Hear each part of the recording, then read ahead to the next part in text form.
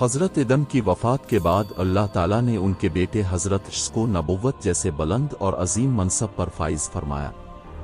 اللہ نے حضرت جبرائیل کے ذریعے حضرت عیسی پر وحی نازل فرمائی۔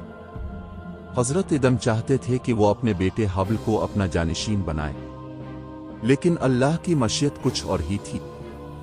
حابل تو صرف 20 برس کی عمر میں ہی اپنے بھائی قابیل کے ہاتھوں قتل ہو گئے، اور قابیل کے چہرے پر ہمیشہ کے لیے لعنت اور پھٹکار ثبت ہو گئی۔ حضرت عیسی اللہ سے ڈرنے والے اور اپنے والد حضرت ادم کی بتائی ہوئی تعلیمات پر مکمل عمل کرنے والے نبی تھے۔ یوں اس دنیا میں دو ہی گروہ بن گئے، ایک حضرت عیسی کی اولاد جو اللہ کے بتائے ہوئے اصولوں پر چلنے والی اور صرف ایک اللہ کی عبادت کرنے والی تھی، اور دوسرا گروہ قابیل کی اولاد کا تھا جو آگ کی پوجا کرنے والے تھے۔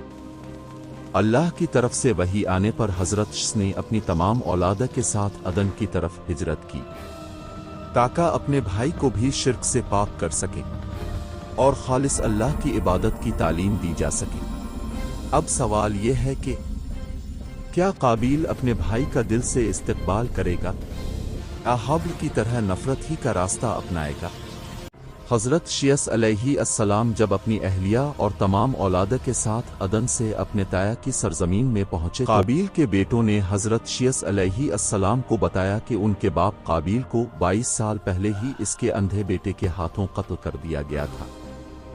حضرت عیسی علیہ السلام اپنے طیہ کی کفر و شرک کی حالت میں موت پر بے حد رنجیدہ ہوئے، مگر اس سے بھی زیادہ افسوسناک بات یہ تھی کہ قابیل کی ساری اولاد آج بھی اپنے باپ کی طرح آگ کی پجاری تھی۔ حضرت عیسی علیہ السلام نے اپنے بھائی باؤ اور اس کی قوم کو ایک اللہ کی عبادت کی دعوت دی، صرف ایک اللہ کی عبادت کرو، شرک سے توبہ کرو۔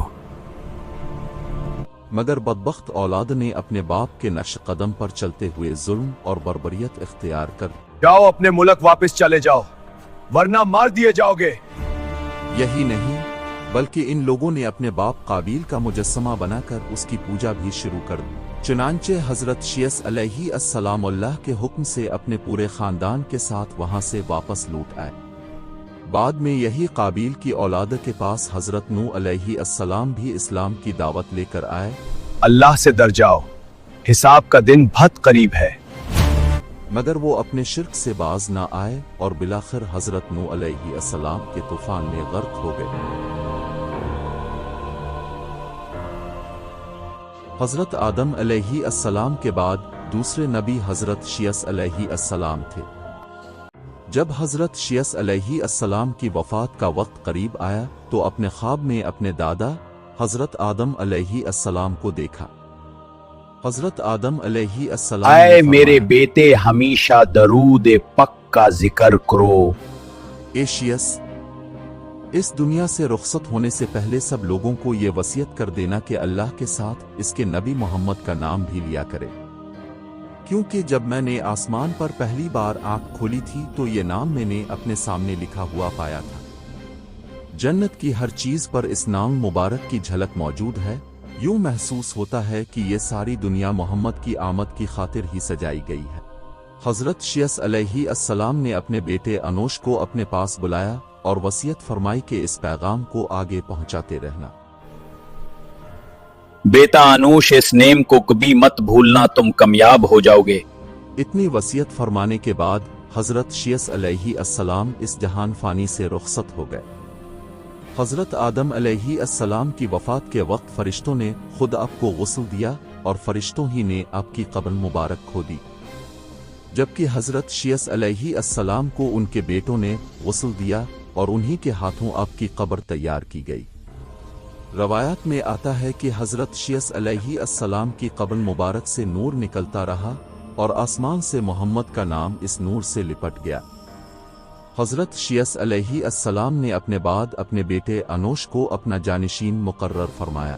ہم سبھی کو اللہ نے پیدا کیا ہے اور اس پاس واپس لوٹ جانا ہے۔ انوش نے اپنے باپ کی دی گئی وصیت کو خوب نبھایا۔ محمد اللہ کا آخری رسول ہے، سب محمد پہ درود پڑھیں۔ اللہم صلی علی محمد۔ انوش ہی وہ پہلا شخص تھا جس نے زمین میں بیج بویا اور فصل اگائی۔ انوش نے اپنی وفات کے وقت اپنے بیٹے کنون کو اپنا جانشین بنایا اور اپنے باپ کی وصیت اسے سونپی اور پھر خود اس دنیا سے رخصت ہو گئے۔ بھائی اب بابا کا جنشین ہے، یہ ذمہ داری اب سنبھالے لے۔ قانون ایک نہایت طاقتور اور دانا انسان تھا۔ اس نے اپنے دون خلافت میں تقریباً 25 سال حکومت کی، لیکن ان 25 سالوں میں اس نے دنیا کا نقشہ بدل دیا۔ قانون نے جنگلات کاٹ کر قلعے تعمیر کروائے اور اپنی تمام رعایا کو نئی زندگی کی طرف گامزن کیا۔ قانون اللہ کے حکم سے جن و جنت پر قابو پانا جانتا تھا۔ دفع ہو جاؤ یہاں سے، پھر دوبارہ بھی مت آنا۔ اور اس نے اپنے علاقے سے تمام شیاطین کو دور بھگا دیا۔ قانون نے شہن بابل کی بنیاد رکھی، جو آج بھی قلعے کے شہر کے طور پر جانا جاتا ہے۔ قانون نے ایک اور قدیم شہر کی بنیاد رکھی جس کا نام شہن سوئس ہے، جو مصر کے ملک میں واقع ہے۔ اس کے بعد قانون کے بیٹے حضرت ادرس کو دنیا کی 3 نبوت حاصل ہوئیں۔ تیسری مرتبہ نبوت کس نبی کو عطا کی گئی، یہ سب آپ کو آئندہ آنے والی اسی کہانی میں بتایا جائے گا کہ اللہ کی کہانی ابھی باقی ہے۔ محمد سے محبت کرنے والے ایک لائک اور سبسکرائب ضرور کریں۔